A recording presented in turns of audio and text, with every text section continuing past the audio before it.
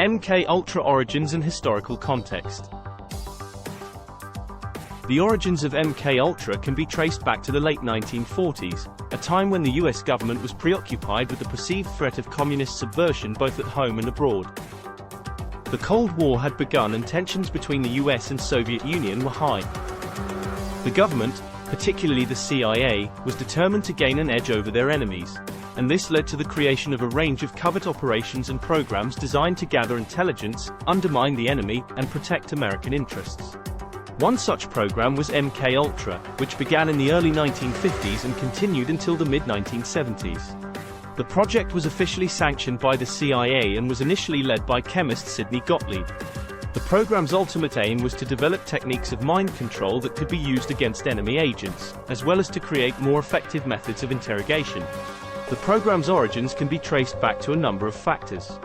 The first was the widespread belief at the time that the mind could be manipulated, and that there was potential in developing techniques that would allow people to control others' thoughts and actions. This belief was fueled by a number of factors, including the development of hypnosis, the study of behaviorism, and the use of drugs to alter mental states. Second, there was a sense of urgency at the time, as the US government believed that the Soviet Union was already conducting similar experiments, and the Americans wanted to catch up.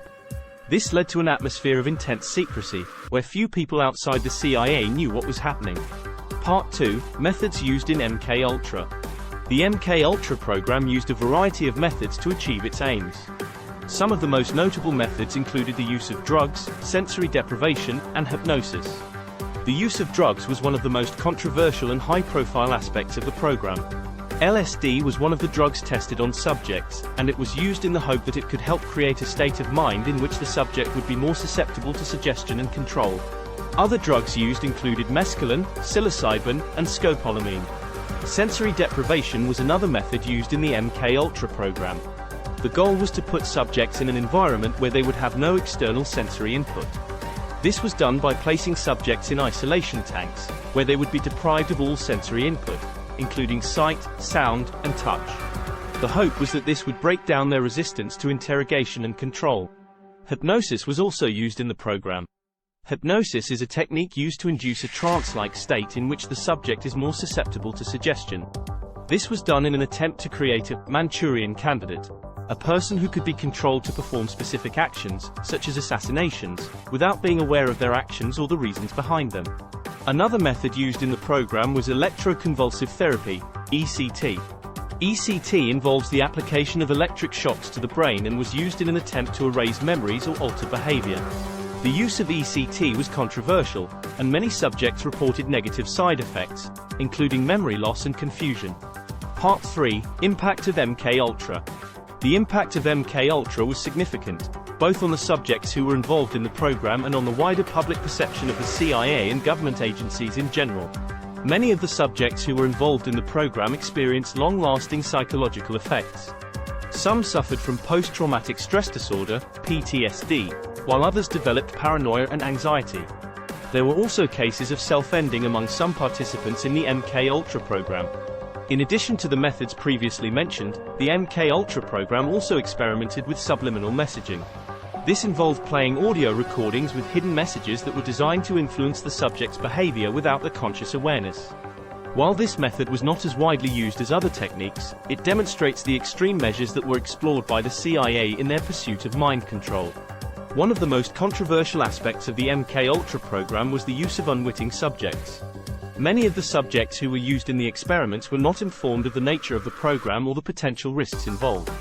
In some cases, subjects were lured into the program through the promise of medical treatment, only to be subjected to mind-altering drugs and other techniques without their consent. Perhaps the most infamous example of the use of unwitting subjects in the MK Ultra program was the case of Frank Olson. Olson was a biochemist who worked for the United States Army and was also involved in the MK Ultra program.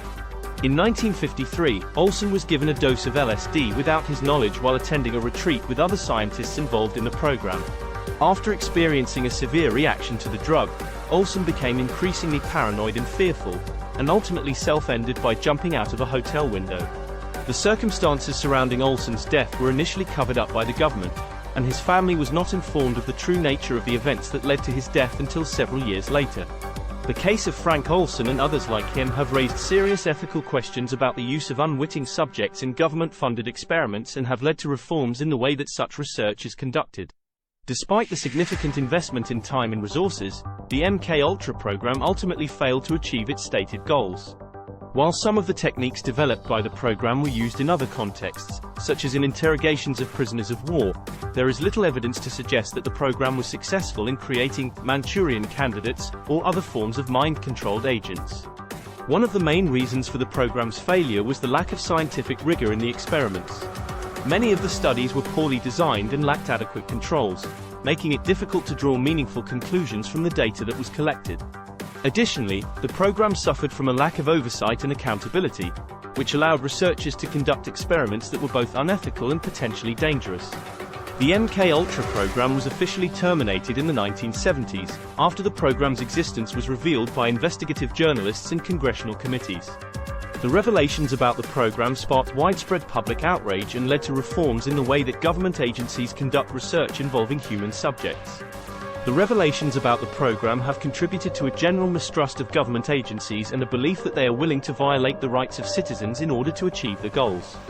The program has also had a lasting impact on the field of psychology, raising important questions about the ethics of research involving human subjects and the potential dangers of mind-altering drugs and other techniques.